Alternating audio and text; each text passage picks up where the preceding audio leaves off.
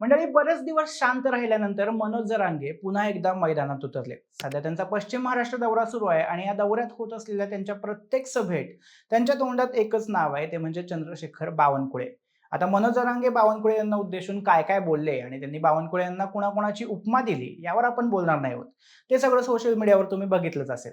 पण जरांगे अचानक बावनकुळे यांच्याच का मागे लागलेत? मुख्यमंत्री फडणवीस यांच्यावरचा निशाणा काढून जरांगेंनी बावनकुळे यांच्यावर का निशाणा साधलाय? बावनकुळे खरंच मराठा आरक्षणाच्या विरोधात आहेत की त्यांना जाणीवपूर्वक विलन केलं जात आहे आणि यामागे मुख्यमंत्री फडणवीसांचीच तर काही खेळी नाहीये ना? असे सगळे प्रश्न या प्रकरणामुळे चर्चेत आलेत आणि या सगळ्या प्रश्नांचा आढावा घेण्याचा प्रयत्न आपण आजच्या व्हिडिओतून करणार आहोत. नमस्कार, मी सुदेश आणि तुम्ही पाहताय विषयच भारी. मंडळी, मराठा आरक्षणाचा आणि मनोज जरांगे यांचा मुद्दा, त्यांचं आंदोलन, हे सगळं तर तुम्हाला माहितीच आहे. त्यामुळे आपण थेट जाऊया जरांगे आणि बावनकुळे यांच्यात काय वाद पेटलाय या गोष्टीवर.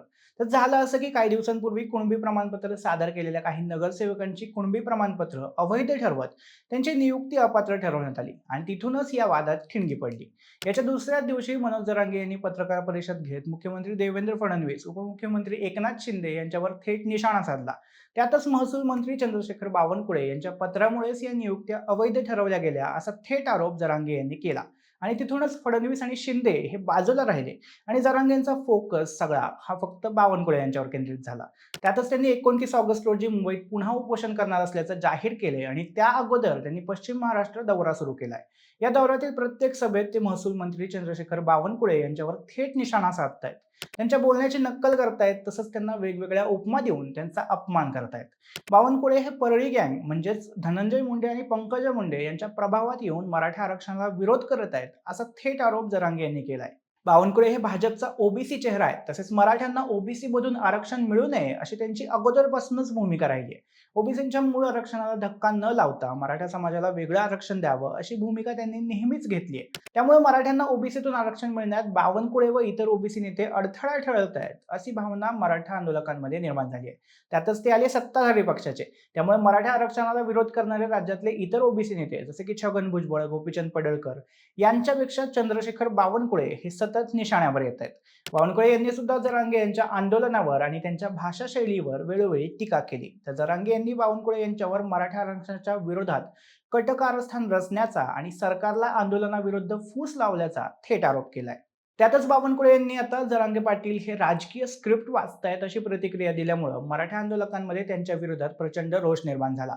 राज्य सरकार मराठा आरक्षणाचा प्रश्न वेळेत सोडवू शकलं नाही किंवा सरकारची भूमिका टाळाटाळ करायची आहे असा आरोप मराठा समाज करत आहे. बावनकुळे हे भाजपचे मंत्री असल्यामुळे ते जेव्हा जाहीरपणे मराठा आरक्षण आंदोलनाबद्दल भूमिका व्यक्त करतात तेव्हा त्यांनाच दोषी ठरवत सरकारच्या प्रत्येक निर्णयाची किंवा विलंबाची जबाबदारी राजकीय दृष्ट्या त्यांच्यावर व त्यांच्या पक्षावर टाकली जाते. त्यातच मध्ये अशी चर्चा सुरू झाली होती की देवेंद्र फडणवीस केंद्रात जाणार आणि त्यांच्या जागी चंद्रशेखर बावनकुळे हे मुख्यमंत्री होऊ शकतात. त्यामुळे देखील त्यांना टार्गेट केलं जात असल्याची चर्चा आहे. सोबतच देवेंद्र फडणवीस यांचाही यामागे हात असू शकतो, कारण त्यांना पक्षात प्रतिस्पर्धी निर्माण झालेलं आवडत नाही. त्यामुळे ते त्यांच्या प्रतिस्पर्ध्यांना अशाच प्रकारे संपवतात अशी देखील चर्चा सुरू आहे. बावनकुळे यांना पत्र पाठवायला सांगून त्यांना मगरीच्या दाढेत लोटून फडणवीस स्वतः वादातून बाहेर पडले आहेत असं आता अनेक ठिकाणी बोललं जात आहे. 2024च्या लोकसभा आणि त्यानंतरच्या राजकीय घडामोडींमध्ये मराठवाड्यात आणि राज्यभरात मराठा आरक्षणाचा मुद्दा अत्यंत संवेदनशील बनला होता. बावनकुळे यांच्या वक्तव्यांमुळे मराठा समाजात असा संदेश गेला की भाजप मराठा आरक्षणाबाबत प्रामाणिक नाहीये. त्यामुळे आंदोलकांनी चंद्रशेखर बावनकुळे आणि भाजपच्या इतर नेत्यांना लक्ष्य केलं. त्याचाच परिणाम 2024च्या लोकसभा निवडणुकीत दिसून आला होता. पण एकनाथ शिंदे मुख्यमंत्री असताना त्यांनी मुंबईमधल्या मराठ्यांच्या आंदोलनात जाहीरपणे पाठिंबा देऊन विधानसभेपुरती आपली सोय करून घेतली होती. त्यामुळे मनोज जरांगे यांनी सगळ्यात पहिला निशाणा एकनाथ शिंदे यांच्यावर लावला होता आणि देवेंद्र फडणवीस आणि एकनाथ शिंदे यांच्या महायुतीचे उमेदवार 2029 मध्ये निवडूनच येऊ देणार नाही अशी थेट धमकी दिली होती. त्यानंतर एकनाथ शिंदे यांच्या अनेक मंत्र्यांनी जरांगे यांची मनधरणी करण्याचा प्रयत्न केला, पण तेवढ्याच जरांगे यांना महसूल मंत्री बावनकुळे यांनी पाठवलेल्या पत्रांबद्दल माहिती मिळाली. त्यामुळे त्यांनी त्यांचा मोर्चा बावनकुळे यांच्याकडे वळवला.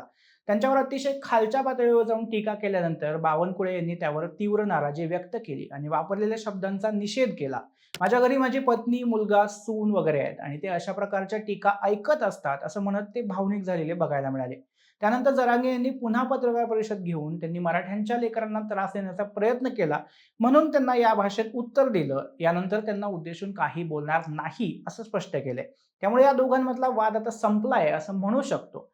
पण मनोज जरांगे हे पुन्हा आंदोलन करणार आहेतच. त्यामुळे अशा घडामोडी आता घडत राहणार आहेत, यात काही शंका नाही.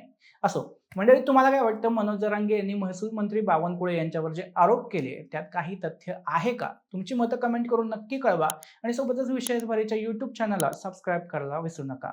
धन्यवाद.